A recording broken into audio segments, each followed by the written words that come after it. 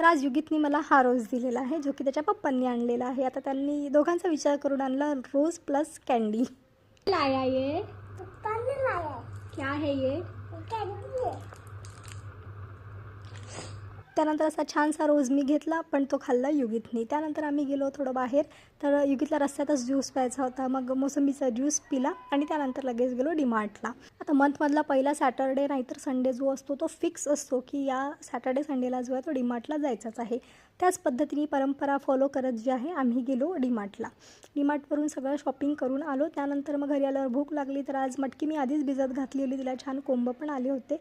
मग मला बनवायचं होतं आज मिसळ. त्यासाठी छान मसाला रेडी करून घेतला आणि बनवला मिसळ पाव आणि मस्त खाल्लं. आणि मग रात्री यांना थोडंसं स्पेक्स पाहायचे होते, यांच्या डोळ्यांमध्ये काहीतरी प्रॉब्लेम होता. तर आता हे काय आम्हाला कळत नव्हतं, काहीतरी वेगळ्याच प्रकारचं इचिंग होत आहे असे म्हणत होते.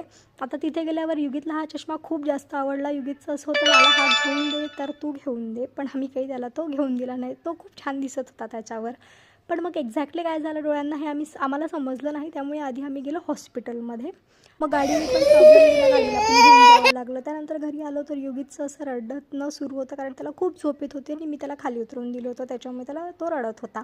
घरी आल्यावर मला इथे एक छोटंसं पिंपल आलेलं आहे, जे की खूप दुखत आहे आणि युगित जो आहे ना त्याच्यावरच हात मारत आहे. तर मी त्याला रागवत होती की इथे मला पिंपल आलेलं आहे, जे की खूप दुखत आहे, तर तू इथे हात लावू नको.